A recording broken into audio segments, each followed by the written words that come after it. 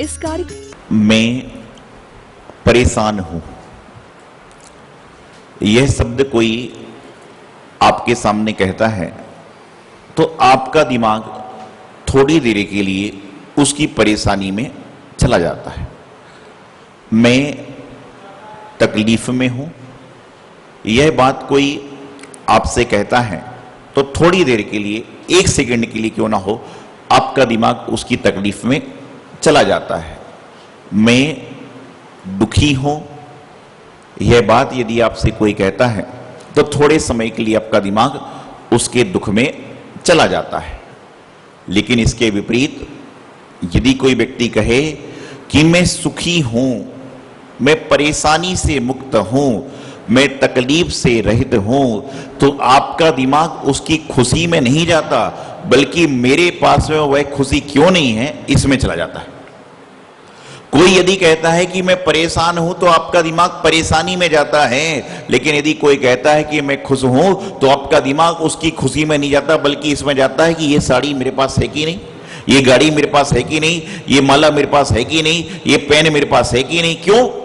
क्योंकि इंसान का स्वभाव गलती ढूंढने का हो गया है, अच्छाई ढूंढने का नहीं।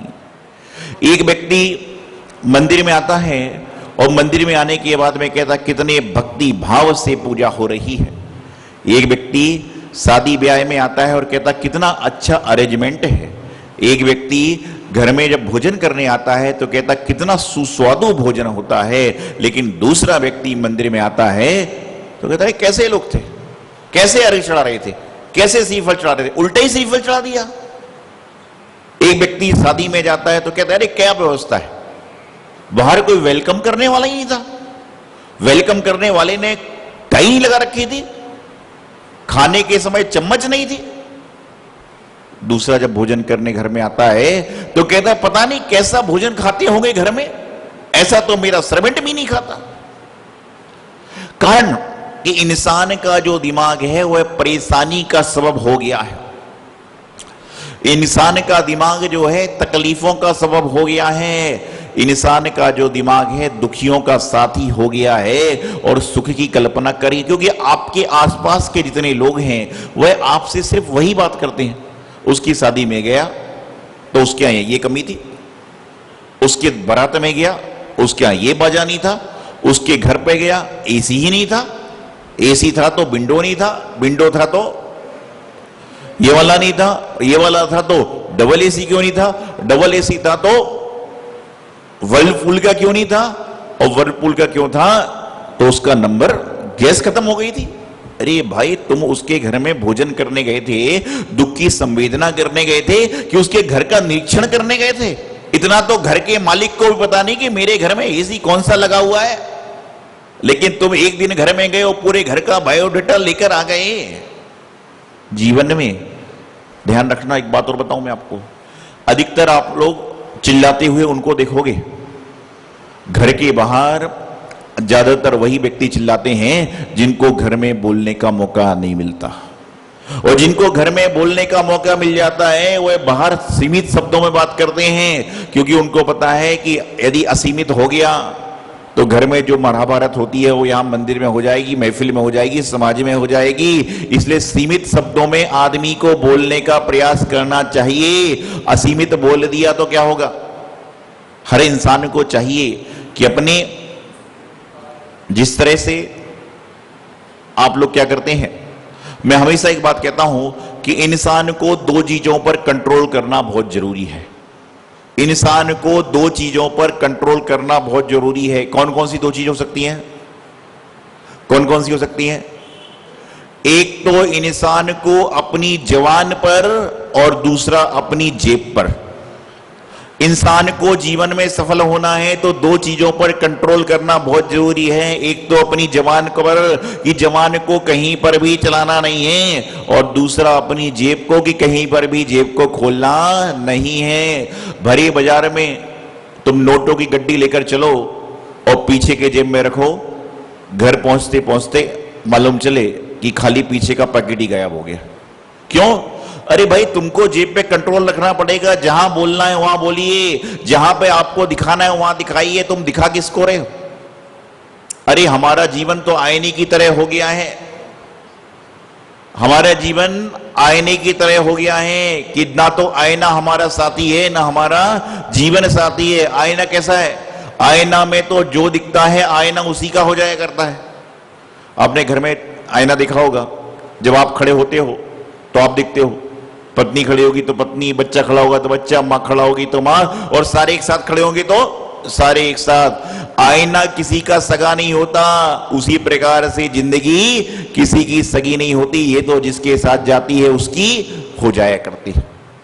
मैं परेशान हूं, मैं दुखी हूं, मैं तकलीफ में हूं, ये शब्द बार बार सुनते हैं, बार बार सुनते हैं और उसकी परेशानी में जाने का प्रयास करते हैं। बल्कि होना यह चाहिए कि कोई कहे कि मैं परेशान हूं तो वह व्यक्ति किस बात से परेशान है उस बात को हम ना करें, उस व्यक्ति किस कारण से परेशान हुआ है उस कारण को हम लोग ना करें, तो समझ के चलना कि जीवन में परेशानियों का आवागमन होगा ही नहीं। लेकिन आज क्या हो रहा है? हर व्यक्ति कहीं ना कहीं कोई ना कोई परेशानी में जूझ रहा है, और कुछ लोग तो इसलिए परेशान हैं कि सामने वाला परेशान क्यों नहीं है। कुछ लोग परेशानी से परेशान हैं, हैरान हैं, बीरान हैं, लेकिन कुछ लोग इसलिए परेशान है कि वो व्यक्ति तो बड़ा खुशकिस्मत है, हंसता ही रहता है। अरे भाई, तो तेरे ऊपर भी चलेगा क्या हंसने रोने का काम? जिंदगी हमें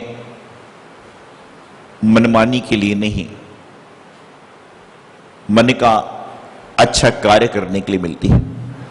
जिंदगी हमें मन योग पूर्वक कार्य करने की मिलती है, लेकिन हम लोग क्या करते हैं? उसी में परेशान हैं, उसी में हैरान हैं, उसी में बीरान हैं, उसी में दीवान हैं। हम क्या कर रहे हैं? लोग आते हैं, एक व्यक्ति आया, कहने लगा महाराज जी मैं आपसे आशीर्वाद लेना चाहता हूं। मैंने कहा आशीर्वाद है? बोले मेरी जो फैक्ट्री है वो लगभग 2-3 सालों से बिक नहीं रही है, आप आशीर्वाद दीजिए कि बिक जाए। मैंने कहा ये हम तो आशीर्वाद सबके मंगल के लिए देते हैं। वह मंदिर में भगवान के पास में गया, और समय की बात है कि हमारा आर्चरी का समय हो रहा था, तो हम लोग भी चल दिए। तो हम लोग जब वहां पर पहुंचे तो व्यक्ति जोर जोर से कह रहा था कि हे भगवान, गुरु का आशीर्वाद ले आया हूं, आपके चरणों में आशीर्वाद लेना चाहता हूं कि यदि मेरी फैक्ट्री बिक गई तो जितने की फैक्ट्री बिकेगी उसका आधा द्रव्य मैं मंदिर में दान दूंगा। और समय की बात है कि जैसे ही मंदिर के बाहर निकला, देखा गाड़ी में बहुत सारे मिस कॉल फोन पे पड़े थे। उसने फोन उठाया, फैक्ट्री का सौदा नक्की। वह गया, सब कुछ बातें करी, सारी चीजें हुई, बात हो गई, बयानी की बात हो गई, रजिस्ट्री की बात हो गई। तो उसने कहा जो सामने खरीद रहा था, भाई साहब एक बात कहूं? बोले कहो। वैसे तो मैंने अपनी फैक्ट्री की कीमत 1 लाख रुपए रखी थी, पुरानी बात हो सकती है। मैंने तो वैसे अपनी फैक्ट्री की कीमत 1 लाख रुपए रखी थी। तो बोले कोई बात नहीं, जैसे भी आप चाहो, पैसे कैसे चाहते हो, कैश चाहते हो, चेक चाहते हो, नोट कैप, जो भी चाहते हो। नहीं, बोले मैं सिर्फ एक बात कहना चाहता हूं कि मेरी फैक्ट्री में एक घड़ी है, वो बहुत प्रिय है मुझे। बोले कोई बात नहीं, आप घड़ी ले जाना, खुद से आप कहीं मकान ले रहे हो। बोले जी मुझे ये तस्वीर पसंद है, ले जाओ भाई। नहीं, बोले मैं ले जाने की बात नहीं कर रहा हूं। तो बोले क्या कह रहा हूं? बोले घड़ी बहुत अनमोल है, बहुत अनमोल है, उसका मैं मोल नहीं लगा सकता। तो बोले क्या चाहते हो? बोले मैं सिर्फ इतना चाहता हूं कि मैं जब रजिस्ट्री कराऊं तो आप जो है उस घड़ी की कीमत लिखिए 99,999 रुपए। मैं जब रजिस्ट्री लिखूं तो उस घड़ी की कीमत लिखिए 99,999 रुपए। दूसरे का मतलब फैक्ट्री की कीमत 1 रुपए। बोले हाँ, फैक्ट्री की कीमत 1 रुपए लिख देना। क्या करना? घड़ी की कीमत 99,999 रुपए लिख देना और फैक्ट्री की कीमत 1 रुपए लिख देना। उसको क्या भाई, जैसे आज आपको तो आपने मान लीजिए कोई भाव बनाए कि मुझे 100 रुपए देना है, अब 100 रुपए में वो कह जाए 20-20 5 को दे दो, 50-50 2 को दे दो, चाहे कि आपको तो देने से मतलब है। ठीक है जी। अगले दिन मंदिर पहुंचा, मेरे पास आया, बोले महाराज जी आपके आशीर्वाद से काम हो गया, यूं हो गया, त्यों हो गया। एक काल्पनिक बात है, मैं अपनी बात बता रहा हूं आपको। तो फिर भगवान के चरणों में गया, बोले भगवान जी मैं आपका पक्का भक्त हूं, आपका सच्चा भक्त हूं, तमाम मेरी फैक्ट्री जितने की बिकेगी उसका आधा पैसा मैं आपके चरणों में चढ़ाऊंगा, तो मेरी फैक्ट्री 1 रुपए में बिकी है। अब आप उसका आधा क्या करूं, उसका आधा क्या करूं, मैं तो 1 का सिक्का ही आपके चरणों में चढ़ा देता हूं। और इतना करके बंदा नीचे पहुंचा, फिर 8-10 मिस कॉल फोन में। उसको लगा पता नहीं कितना बेचैन आदमी है, पैसे लेके घूम रहा है।